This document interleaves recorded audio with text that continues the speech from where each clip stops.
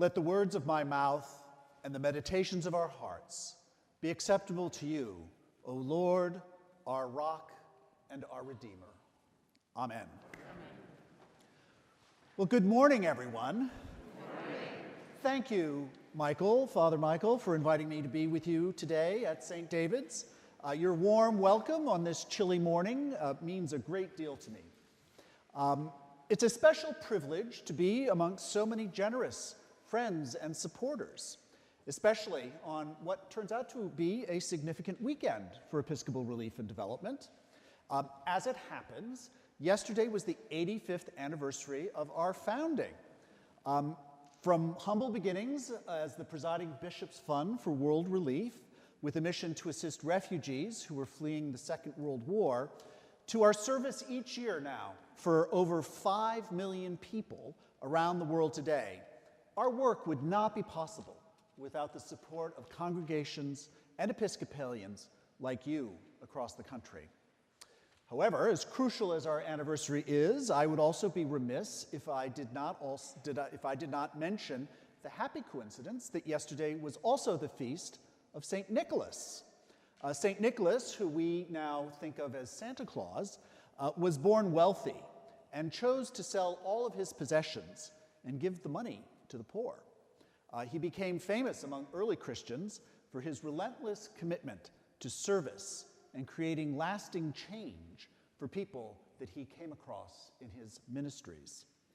The values that we associate with St. Nicholas are very similar to the ones that we demonstrate at Episcopal Relief and Development: generosity of spirit, love for children, protection of those in trouble or need. Indeed, Episcopal Relief and Development tips its hat to our founding during the Advent season by using the blue liturgical colors of Advent in our logo. So the next time you pick up a brochure or get a letter from me at Episcopal Relief and Development, take a look at the colors. They're Advent colors.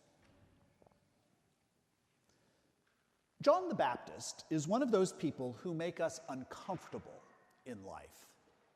As my late grandmother would say, he was a strong cup of tea, and probably not everybody's cup of tea. I'm sure we can all think of examples of people like that in our lives who get under our skin by being just a little bit too out there. What's with the camel hair and locusts eating? Is that really necessary? Well, it certainly gets him noticed by the powers that be. John calls things as he sees them in ways that unsettle and disrupt the accepted order of things. He speaks truth to power. Heralding Jesus' coming and quoting Isaiah, John asks us to prepare the way of the Lord and make his paths straight. Advent is very much about preparing for the coming of the Lord and making his paths straight. Each candle in the Advent wreath brings us closer to encountering God in the baby Jesus.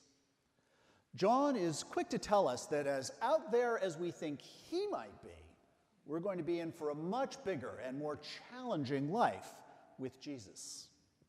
What is Jesus going to ask of all of us? Later, in the same Gospel of Matthew that we read from this morning, we learn what Jesus will ask of us. He asks us repeatedly to live as he lived. That's a very tall order indeed. How can we possibly do that?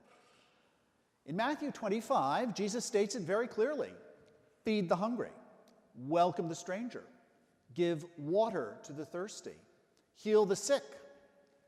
In some, he says, truly I tell you, just as you did it to one of the least of these, who are members of my family, you did it to me. You and I are meant to be Jesus' hands and feet in the world today.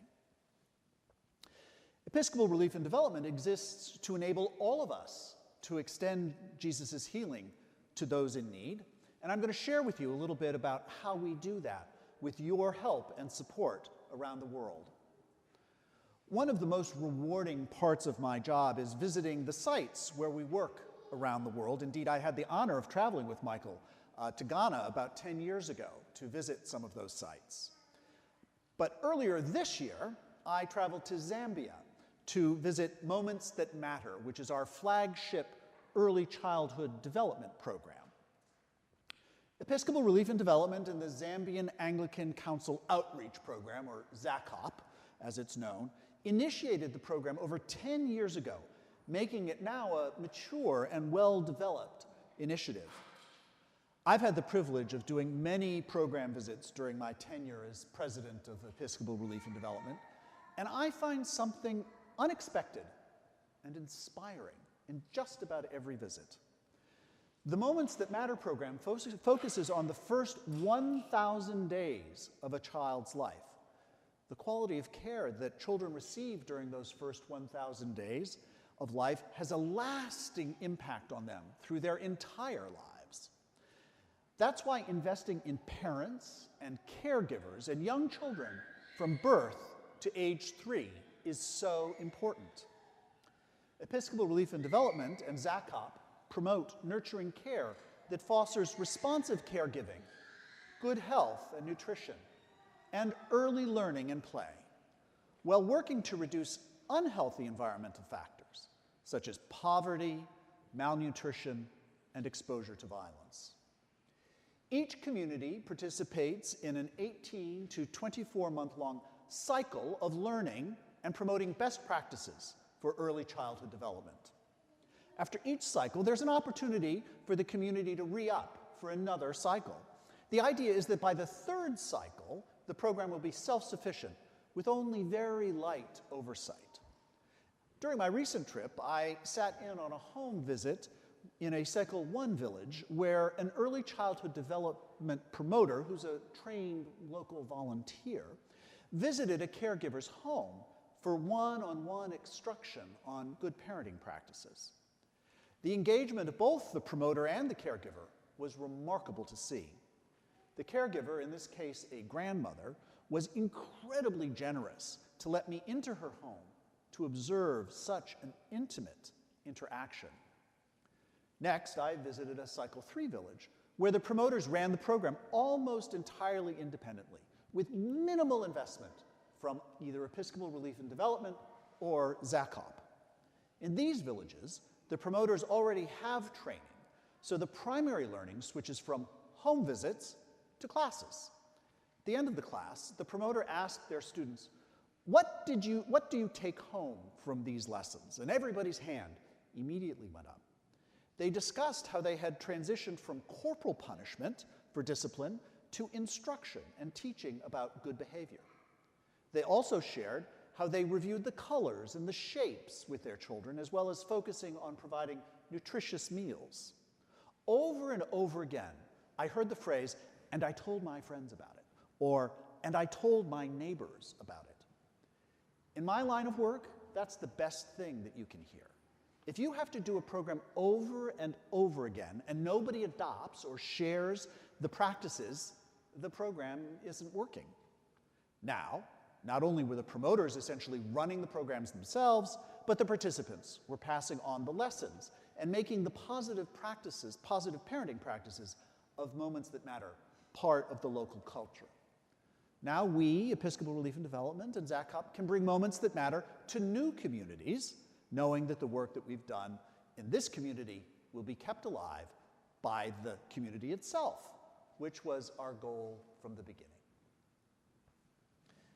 Several years ago, I made a similar visit to a community in northern Ghana where we'd been working to reduce child mortality with the distribution of malaria nets. The visit had just concluded, and I had delivered some formal remarks of thanks and greetings from the Episcopal Church, and I was gathering up my hat and my camera, and as I made my way back to the vehicle to start my long journey back to New York City, at that point, the village headman stood up and said that he had a presentation to make to me on behalf of the entire village. And so I sat back down, and the headman said that although they had a gift to give to me, they were very embarrassed, as it was such a small and a poor gift. He told me that they'd wanted to give me an elephant as a gesture of thanks, as that was the grandest gift that they could imagine presenting to show how important our work was to their community. However, they were too poor to give me an elephant. I was trying to imagine how I would ever get that elephant back to New York. Instead, he said, all of the village family heads had met that morning to discuss what would be the most valuable thing that they could give me to show their gratitude for all that had happened in their community. They had decided to collect all of the eggs laid that day and present them to me in a bowl. He explained that the eggs represented the entire village's wealth. And while it wasn't very much, it was everything that they had, and they wanted to share it with me. They'd painted the bowl in vibrant colors and included a picture of a flower growing out of a pot of soil. He told me that the flower represented the abundant life which the Episcopal Church had brought to their village. He asked that I bring the bowl back to the United States and show it as a sign and symbol of their thanks and their love for us and our partnership. I keep this bowl in my office as a constant reminder of the abundance that can grow out of scarcity. Truly, I tell you, just as you did it to one of the least of these who are members of my family, you did it to me. This applies at home, in our churches, and everywhere we work. Thank you for bringing the good news to the poor and fulfilling your baptismal promise to seek and serve Christ in all people through your support of Episcopal relief and development. You know, whenever I visit beautiful churches like yours, I'm reminded of the story of one of the great cathedrals in England. I think it was probably Coventry. It was severely damaged in the Second World War. The roof was destroyed, the windows were all smashed, and the walls heavily damaged. Miraculously, though, the statue of Jesus, with his arms outstretched, suffered no damage except that the hands were knocked off. When reconstruction got underway, people naturally wanted to replace the hands.